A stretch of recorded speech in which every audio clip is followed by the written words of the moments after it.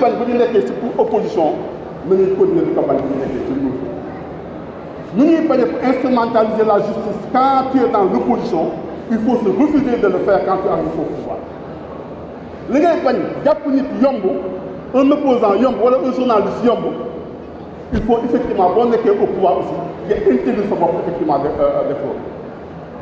Nous avons tous dit que le procureur dans notre pays est trop fort, il est trop puissant. Les gens ont décidé ici de mettre un journaliste en prison, il a passé la nuit en prison. Aujourd'hui, je ne sais pas ce que Assane Diouf a fait, je ne sais pas ce que Abdou Nguer a fait, je n'en sais rien.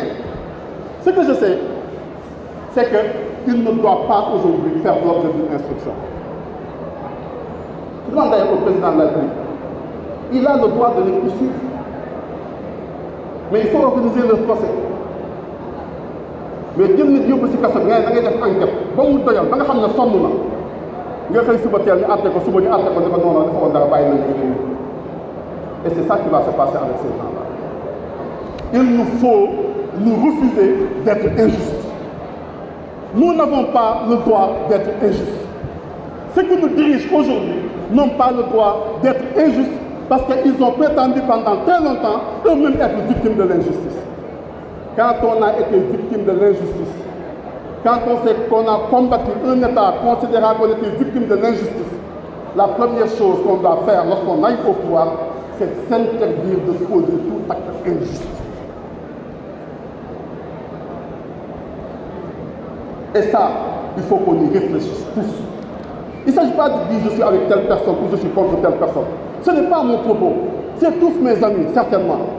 Mais la vérité veut que kenn waratul nekk Sénégal di utiliser les moyens de l'État pour combattre un adversaire ou pour combattre la démocratie ni mu laajte mooy ubbi dënn il faut que nekk nag ba ubbi sa dënn boo xasee jiite di nga dégg lu ne dinañ la wax lu ne mais yow luy sa objectif mooy la ma diggantoo le Sénégal yi kat naati yéen ils ont eu raison sur nous parce que c'est ça la démocratie il ne s'agit pas de dire moi j'ai les meilleurs arguments ou non la démocratie c'est que ñëpp faral ñëpp ki ñu faral c'est lui qui a raison aujourd'hui ceux qui sont au pouvoir c'est eux qui ont raison parce que ñoom la réew mi fal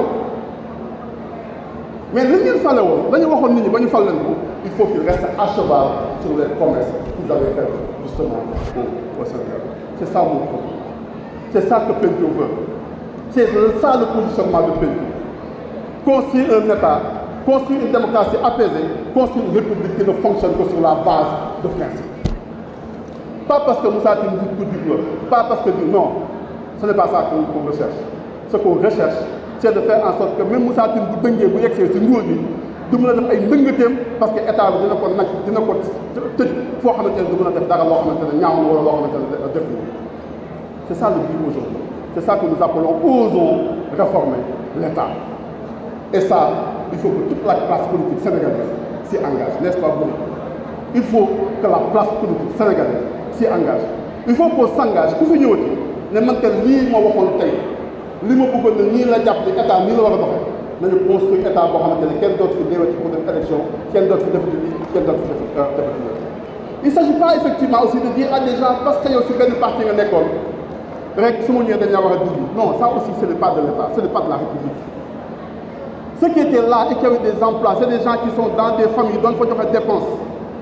di joxe dépense di fay impôt état bi di tirer ay impôt ci lu ñuy jënd ba nga leen wàccee ba nga leen dindee nga commencé dëgmal effectivement ton état et c'est ça qu'il ne faut pas faire c'est ça qu'il faut s'interdire justement de faire Sénégal am na ñaan kilifa yaa ngi toog chaque jour di ñaan Sénégal am na ñuy yeddaate am nañu ay mécanismes yoo xamante ne saa yu dëkk bi tàngee ku nekk xam nga fooy daw jëm lépp am nañu ay borom xel. yàgg naa man dem tukki àdduna dem fekk ay sénégalais yuy dimbale ay réew pour ñu régler seen problème fekk naa ko Burundi fekk naa ko RDC fekk naa ko Rwanda fekk naa ko dëkk yëpp ce que nous sommes capables de faire pour les autres pourquoi nous ne sommes pas capables de le faire pour nous-mêmes on a fait les assises nationales on a fait la CNRI ce qui est lu fa jóge pourquoi personne ne va l'appliquer jusqu'à présent il faut appliquer la réforme. C'est quand on a réformé, appliqué la réforme que nous tous, Sénégalais, nous nous sentirons justement en sécurité. Amul benn yaay bu nekk fii ba bëgg dégg ñu ne ay lacrymogène ñu tàkk ñu fëgg sa bu ne la sa doom kat dee na ci lacrymogène yi amul benn papa bu ko bëgg amul kenn ku bëgg ñu fëgg la woole na sa xakk dee na te fa muy deewee nag yàlla rek moo ko xam. Il nous faut ñu réformer justement cet état-là. Nous allons au niveau de Pencum nous y mettre. Nous allons à partir d'aujourd'hui tracer une voie nouvelle.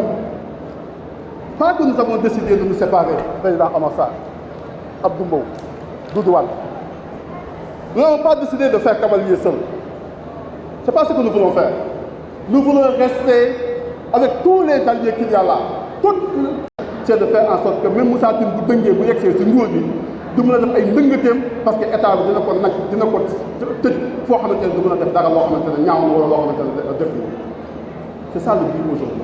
C'est ça que nous appelons osons réformer l'État.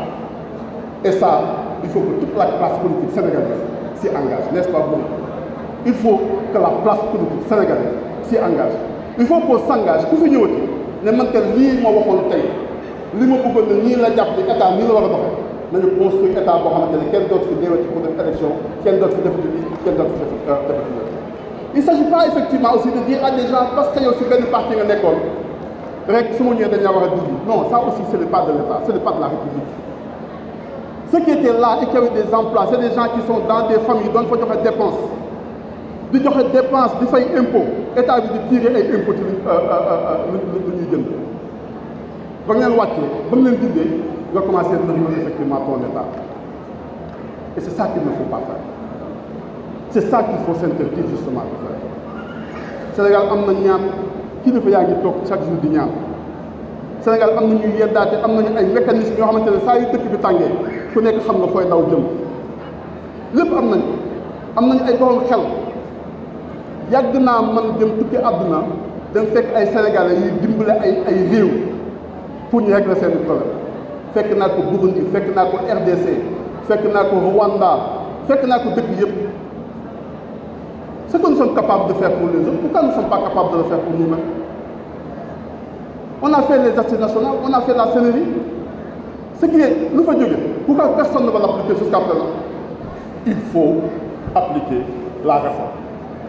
C'est quand on a réformé appliqué la réforme que nous tous Sénégalais nous nous sentirons justement en sécurité.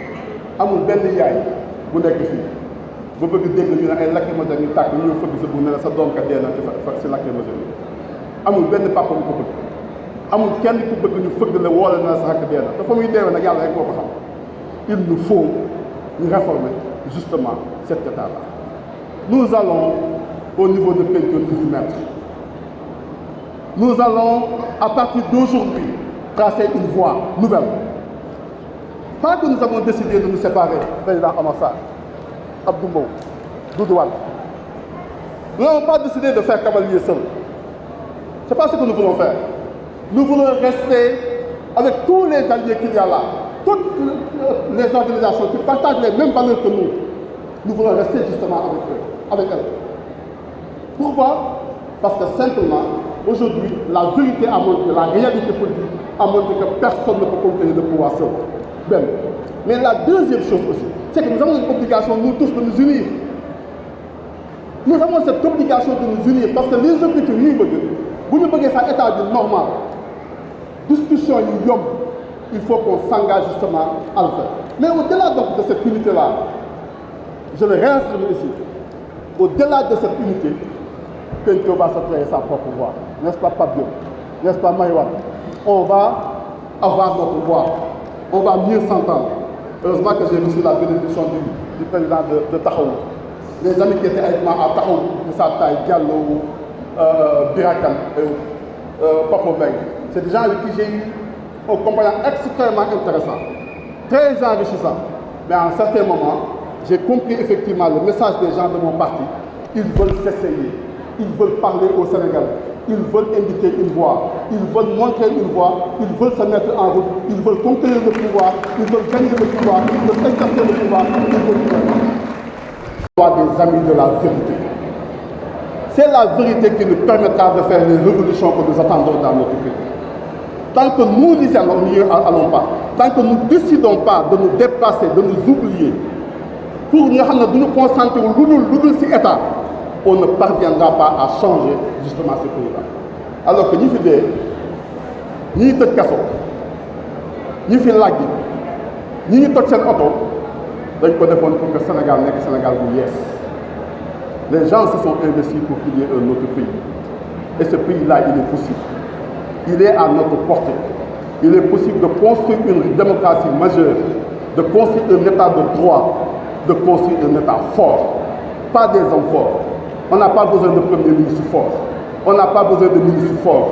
On n'a pas besoin de DG fort. On n'a même pas besoin de président de la République fort. On a besoin d'un État qui est fort. Un État qui est capable de changer tous les jours le quotidien justement des concitoyens.